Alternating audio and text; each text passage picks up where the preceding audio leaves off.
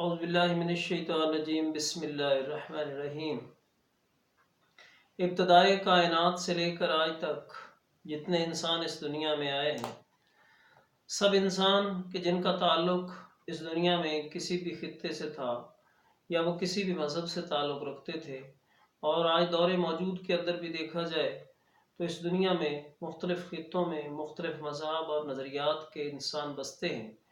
لیکن ہم یہ دیکھتے ہیں کہ تمام انسان جو کسی خطے سے تعلق رکھتے ہیں یا کسی بھی مذہب سے تعلق رکھتے ہیں یا کوئی بھی زبان بولتے ہیں، سب کا ایک مشترکہ مقصد جو ہے وہ یہ ہے کہ سارے لوگ اپنی زندگی میں کامیابی چاہتے ہیں۔ اب زندگی میں کامیابی ملے گی کیسے؟ سب سے پہلی بات تو یہ ہے کہ جب ہم دنیا میں جو ہے وہ کامیابی کے لیے نکلتے ہیں، ہم کوئی بھی کام کرتے ہیں، وہ ہمارا کوئی عملی کام ہوتا ہے یا ہماری سوچ سے متعلقہ ہوتا ہے یا ہماری محنت اس میں ہوتی ہے، تو ہوتا یہ ہے کہ ہم سب سے پہلے اپنی سوچ کے مطابق اپنی کامیابی کے پیرامیٹرز طے کرتے ہیں، اور پھر اپنے حالات،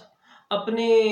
جو ہے وہ زندگی کے مطابق ہم اپنے ان پیرامیٹرز کو لے کر کامیابی طے کرتے ہیں کہ میرے لیے کامیابی ہے کیا، اور پھر میں وہ کامیابی لے کر جب آگے بڑھتا ہوں یا کوئی بھی انسان جب آگے بڑھتا ہے تو ہوتا یہ ہے کہ اس کو زندگی کے اندر بے شمار کامیاب انسان بھی نظر آتے ہیں، اور وہ کامیاب انسان جو اس سے پہلے زندگی میں یا اسی حالات میں کہ جس میں وہ کامیابی حاصل کرنا چاہتا ہے پہلے کامیابی حاصل کر چکے ہوتے ہیں، تو ان کی کامیابی کا طریقہ اگر مختلف ہوتا ہے تو اس کی اپنی سوچ کے پیرامیٹرز اور اس کامیاب انسان کی سوچ کے پیرامیٹرز مختلف ہو سکتے ہیں۔ یہاں پر انسان کی کامیابی یہ ہے کہ وہ اس کامیاب انسان کے وہ پیرامیٹر کے جن پر چل کر اس نے کامیابی حاصل کی تھی، اور اس کے اپنے پیرامیٹرز کے جو اس نے خود طے کیے ہوتے ہیں اپنے حالات اور اپنی سوچ اور اپنے علم کے مطابق، ان میں سے ان باتوں کو چن لے، ان دو میں سے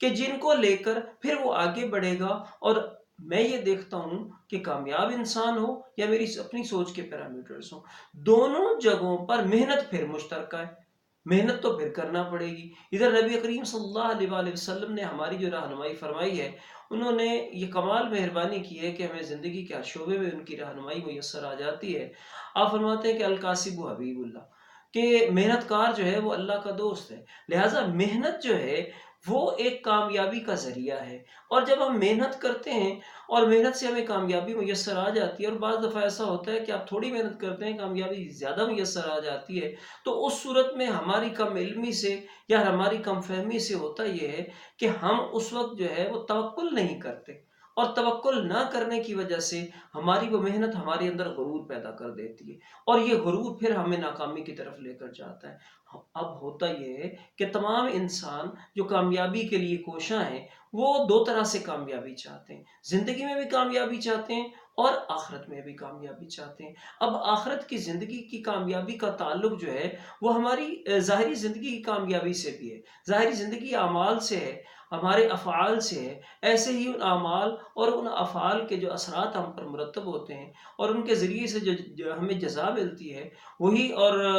آخرت میں بھی ہمیں وہی چیزیں کام دیتی ہیں۔ لہذا زندگی کی کامیابی اور آخرت کی کامیابی جو ہے وہ آپس میں جو ہے ایک دوسرے کے ساتھ شیر و شکر ہے۔ لہذا ہمیں چاہیے کہ اس دنیا میں رہتے ہوئے نبی کریم صلی اللہ علیہ وآلہ وسلم کے اس فرمان کے مطابق کہ الدنیا مزرعۃ الآخرہ، دنیا آخرت کی کھیتی ہے، ہمیں زندگی کے لیے محنت کریں اس طرح سے کہ اس سے ہماری آخرت بھی بن جائے۔